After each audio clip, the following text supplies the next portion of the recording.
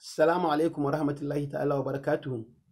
Barkamu da kasancewa a cikin wannan lokaci, barkamu da kasancewa da wannan tasha tamu mai suna Easternash Voice Coach TV. Wato tasha da take kawo mana hanyoyi da dabaru wanda za mu ke amfani da su wajen rera waƙa, furucin magana, gabatarwa, faɗakarwa ko fahimtarwa a gaban mutane da dai sauransu.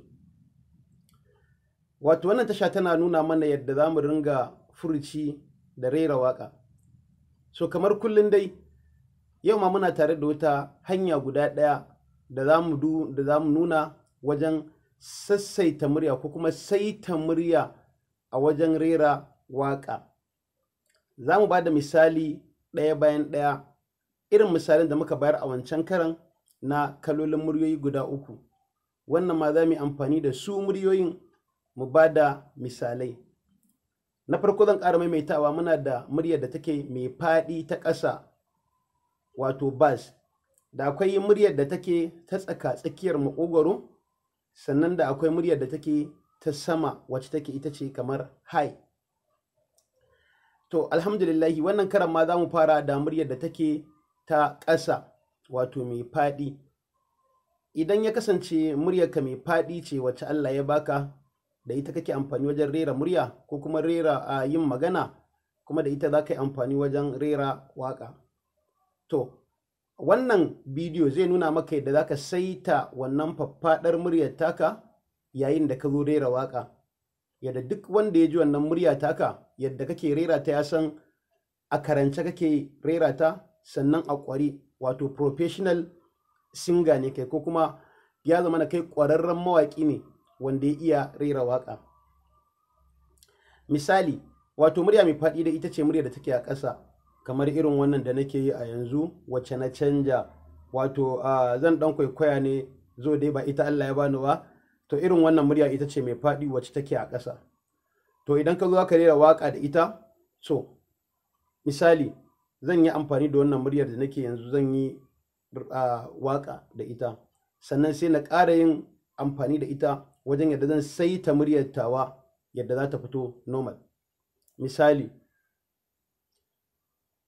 ‘yanci na shi nake nema a ko'ina, zani nema abina.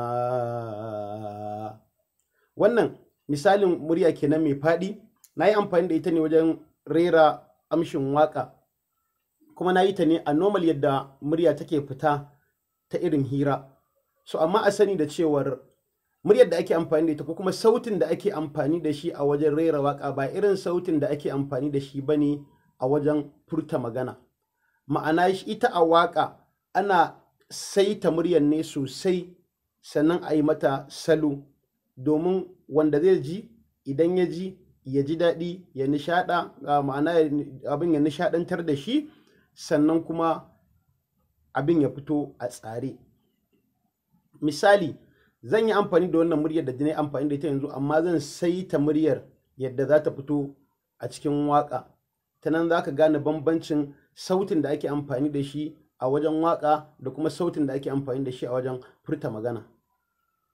Zan haɗa su guda biyu. Misali, ‘yanci na shi nake nema a ko'ina, zani nema abina.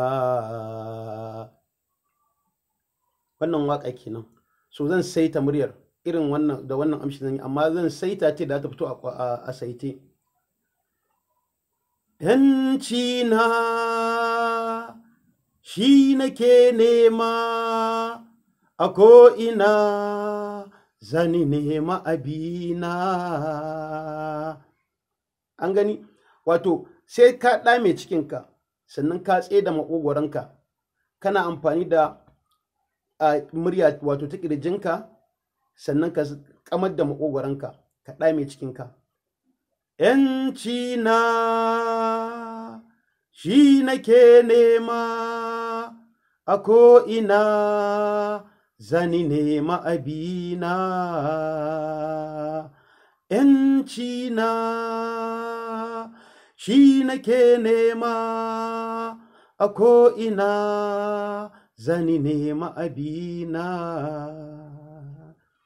Wannan shine kaɗan daga cikin misali da za mu bayar na yadda za ka yi amfani da faffaɗan muryarka ka saita ta yayin furucin waƙa ko kuma yayin rera waƙa. Ni sunana Ishaq Tasiu Nasidi, wanda aka fi sani da Istanash. A ci gaba da saurara da kuma yi mana subscribing na wannan tasha tamu da yaɗa wa abokanai wannan tasha tamu domin su ji su gani su ma su amfana. Na gode da kasancewa da kuka da ni. Sai wani jikon in Allah ya sake haɗa mu, za ku ji ci gaba da kawo muku waɗannan abubuwa masu nishaɗantarwa da ilmantarwa. Na gode, sai an jima.